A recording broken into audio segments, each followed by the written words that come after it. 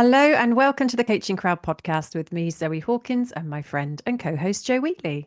Hi, everybody. Today we are going to be talking to you about how to coach anger. And we've chosen this topic because anger isn't something that people generally feel comfortable necessarily talking about. And yet it is an emotion that we all experience from time to time. And sometimes people have an everyday level of anger that they experience. And that, of course, therefore, will then also come up or show in the coaching sessions. And you, as a coach, might also experience anger at different times in the coaching sessions. So we wanted to talk about some of those topics in today's podcast. Yeah, and if I think about the client work that I've done before, anger does come up as a day-to-day piece, usually around conflict when you're coaching conflict. But I have had quite a number of clients who come with what I would call residual anger. It seems to be one of those emotions that gets stuck and is hard to process. And in the here and now, people are experiencing anger that becomes a block for them that is based on something that has occurred in the past. And so actually a lot of the work that we do, it's not therapy and it's not about staying in the past, but it's about working in the here and now in order to process anger from previous events. And that can be really liberating for people. So when I was hearing you talk around how does it show up, just wanted to share that I think certainly for me, coaches do come with anger as a goal. They do come with, you know, I can't move past this thing that happened. And so, for example, it might be a mishandled redundancy situation or the breakdown of a important relationship. And those things do come up frequently, certainly for me in coaching. What about you, Joe? How has it shown up with your client work? I think it can show up where people are angry with themselves. So they're frustrated with themselves that they can't get past something, move past something, as well as being angry, with other people and the way that they are experiencing them. And that could, for example, be where an individual feels that their voice isn't heard or noticed, or perhaps they feel that they've been excluded from certain spaces that they feel that they have got something to contribute in, or it could be in relationships outside of work where something isn't going, it's not aligned to what they would see as a healthy relationship. But I think often it is that anger with self. And it might be because there is a pattern or they've learned unconsciously, maybe at some point, not to express the anger for others. And so it can become internalized and redirected. And so that then can, eat away at self-esteem. Mm. But also, anger doesn't always show up as anger in the first place. So sometimes a client might describe or refer to an emotion several times and kind of keep coming back to it, but somehow it doesn't quite fit for them. So we know, don't we, from our work, that sadness can be a mask for anger. And so where people get stuck with a particular emotion, despite the strategies that they know for that, sometimes it's because what they think they're feeling, yes, they are feeling, but actually there's the core or the root emotion, or however you want to name it, is actually something else. And perhaps that wasn't acceptable or very acceptable to experience that, or they in some ways disassociate themselves from that part of them that can experience anger. So sometimes the coaching is about helping to reintegrate that. It's okay to feel angry. Like, in our world, Zoe, like all emotions are equal. Like, anger isn't a bad emotion. Anger is an emotion that we can experience. And there are times when it is absolutely essential to be able to feel anger, Mm. because maybe that would lead you to be able to defend yourself. Some people use anger. In fact, I've got a client at the moment who, what we've discovered in part of his belief system is that he believes that anger is a good motivator. And it's actually, he didn't realize it, but that has been part of what he believes has enabled him to be successful. So he wasn't aware of it, but now he's discovered it, that is part of the belief system. So we are exploring via his beliefs is one way in which we are exploring that, and how he might be able to develop a strategy or a belief system that will enable him to achieve the same success, but in a way that is emotionally more sustainable. One of the things that I'm reflecting on as I hear you talk there, Joe, is how important it is to give the anger a voice. Yeah. So whether that is starting off with recognizing there's some sadness there or some other emotions, but connecting in to what is not said. I think often it's an unsaid that can generate some anger and some frustration. And giving a voice in the coaching session is really about validation.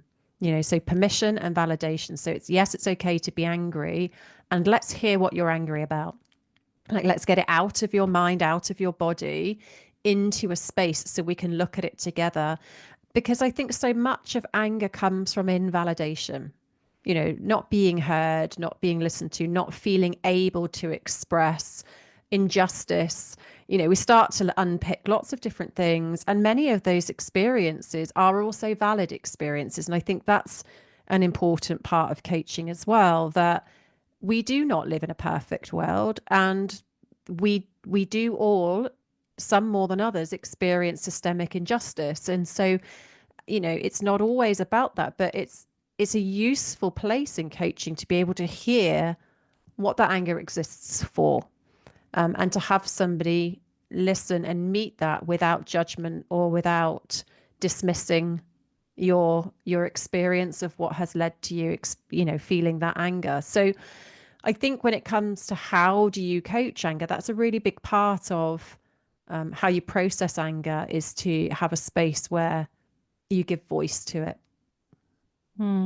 Anger is one of those emotions that is like an accelerant, like it sort of generates energy, doesn't it? Sometimes people don't know what to do with that energy, and they may find themselves, if they don't identify the anger, actually it's expressed in behaviors, and they might not realize that is the case. Or sometimes it sounds, we may hear sounds in a coaching session, and if you embed some somatic practices in your coaching, sometimes that can be a route for the client to be able to actually get in touch with the anger that they've got. I think maybe some coaches are a little bit nervous about asking about particular emotions. But if you were to ask your client, what are you thinking about X? What are you feeling about it? And if your client doesn't have broad understanding of all the different emotions that they could possibly be feeling, then they might answer with that narrow kind of range of emotions that they're familiar with. Or they might, more often than not, they'll probably say, I don't really know. Or they might say, I'm just feeling, I'm just. That word just is indicating that they're discounting emotions or that particular emotion. You could, as a coach, say, what about anger? Is there any anger for you around this? And the client, of course, can say, they might stop and reflect and say, do you know what? I am actually angry. I'm angry about this. Okay. And you'll sense it is, are you getting closer to the thing? Or they might say, no, I don't think there's anger for me here. And we might say, what other emotions might be there? And they might say, I don't really know. What are they? And then, of course, you've got the lovely emotions or feelings wheel that you could refer to. But I think it's okay to ask the question. You're not leading them. You're just, if you've got a client that doesn't really know what emotions they could be feeling, you're helping them to check through that list. Anger, sadness, fear, hurt, guilt, freedom. There's all sorts of things that you could choose and just check out with them. Anger and all emotions, aren't they really? But they are closely related to values. You talked earlier, Joe, Yeah. about beliefs and work you're helping with your client. But I think when you hear anger, it is a reminder to also check in with the client around their values, because anger is often the byproduct of a value or several values being conflicted, or I don't know what the exact word is, but the phrase that comes to my mind is like trodden on. And so maybe your client knows what their values are, or maybe they don't know what their values are. But if you're working with a client and you do some values, sometimes just understanding why they feel the way they do helps to take the anger from, say, a level 7 down to a level 2. So if I know I have a really strong value around freedom, and the core of my anger is because I'm being told that I can't do something or I'm not able to do something that I want to do, and I am kind of in the emotion, and it is, a full body experience. Understanding that the reason I feel that way is because I have a value of freedom really helps to bring a sense of control to what can feel like an uncontrollable experience. So when you have a label for an understanding of it, you're then able to move into choice around, okay, so if that is one of the places where I don't have choice, what are all of the places that I do have choice? And you may not like those options, but sometimes just the flip of that perspective can just help to dissipate the emotion enough to get you out of being stuck and into action. Yeah, and even the scale that you mentioned as you were discussing it there, somebody says, oh, they might say, oh, I just feel so angry about this. You say, okay, well, on a scale of 0 to 10, how angry? When they stop and reflect on it, they might say 10, and that it's the first time they've realized, this is actually something I need to do something about, because, you can explore with the client, what's the impact of that for you? And what do they want to do with that? You can explore those things. Or when you ask them the scale, they might say like 5 out of 10. You're like, okay, and then you can explore that. You've got some context around it, because I think sometimes people are overwhelmed because of the beliefs they have about an emotion, like anger, for example, which is, if it's a bad thing to have, and they're like, it's like a hot potato. They kind of want to just chuck it away and get rid of it without actually honoring it. So if we think about, as we often say to you all, think about your emotions as friends. They're there because they are wanting to highlight a need to you. It's like a little tap on the shoulder or a whisper in the ear.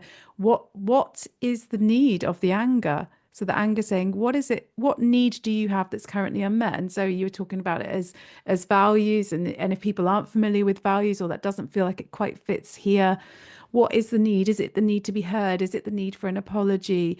Is it the need for time? Sometimes actually the anger needs a little bit of time. Like, you get that sense that you can work through it, and there is some learning in here, and it's not all bad.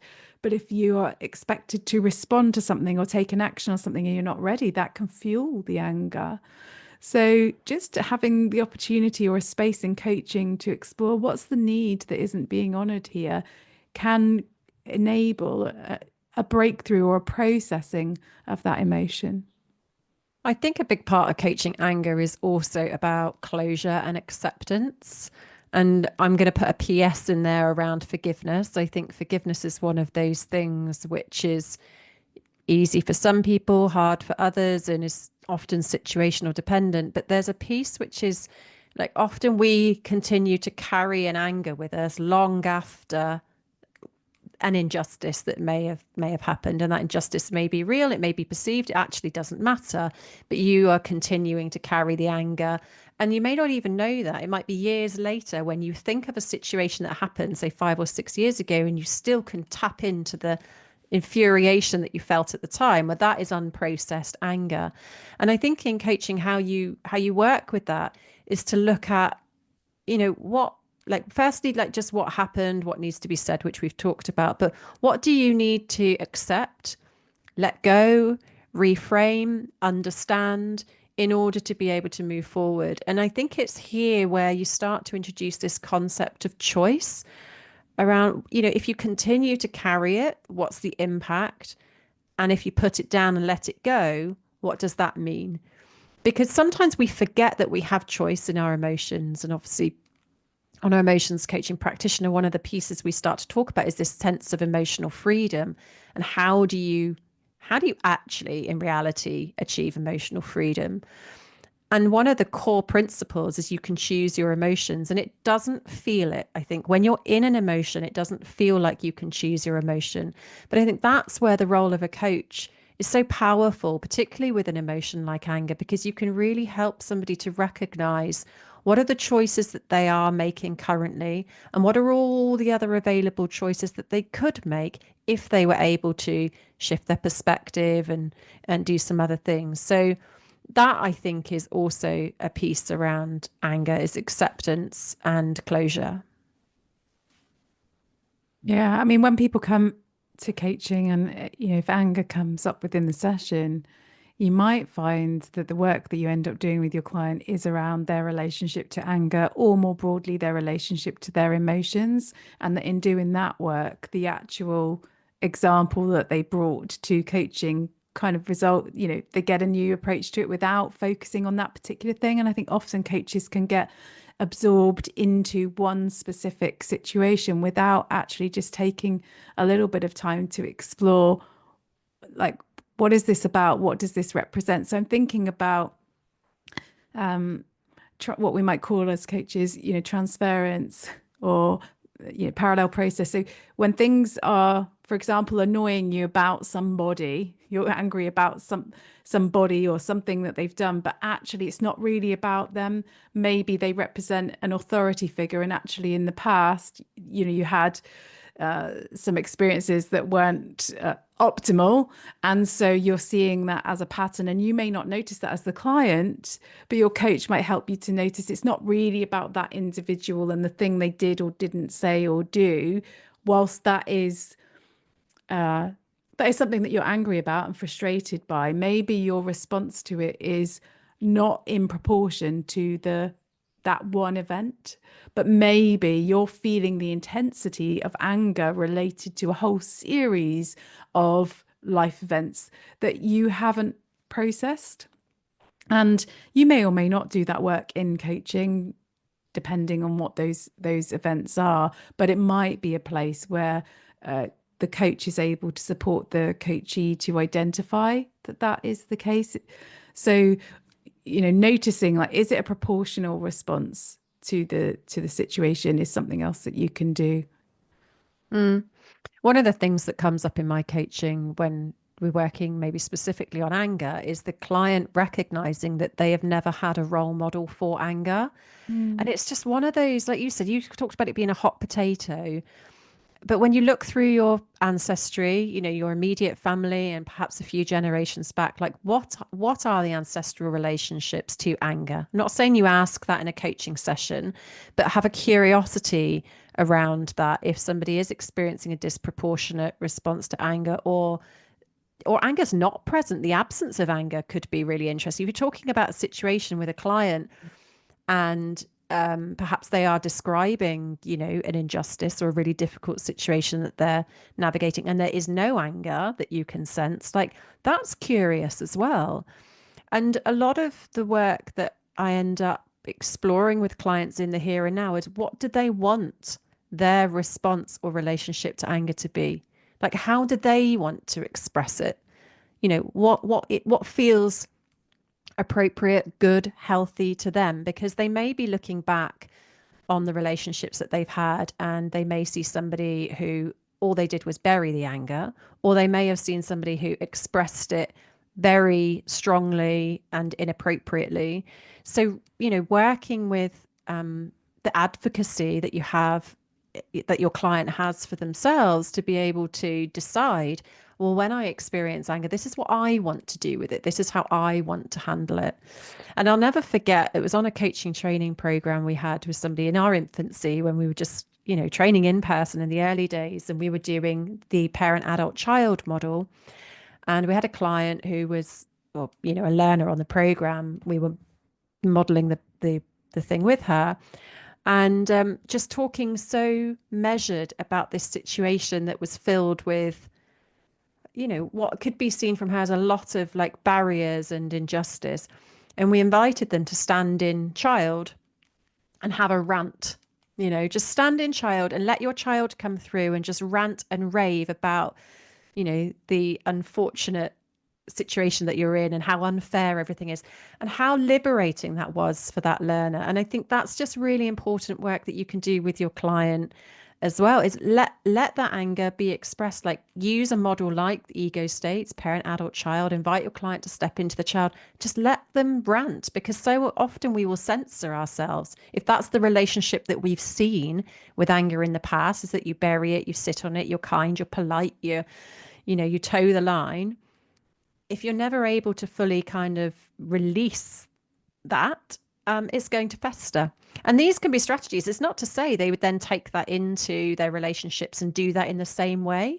But in a coaching relationship, you can have that moment and that safe space to be your authentic self for a moment before you choose the strategy that you want to take forward. Yeah. And, the relationship between anger and other emotions is interesting to explore in coaching, because some people, like I was mentioning, my client that has anger as part of their sort of motivation strategy. They didn't realize it, but it's a part of that.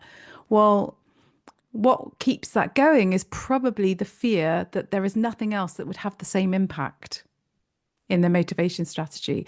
Or even as I like sit and reflect on it, I think, anger is often like, shoulders are up and back, and it's like you become bigger or you're more inflated, because if you're thinking about, anger is often associated with like physically defending yourself as well as maybe psychologically defending yourself. You sort of make yourself bigger, to almost like intimidate the other person, and to force an outcome. And when people think about letting go of anger or not having that in certain situations, they might find themselves almost thinking about, I'm shrinking and I'm becoming small, and then I become vulnerable. And there's that fear of vulnerability. So the way to work with the client around their anger is not always focusing on the anger.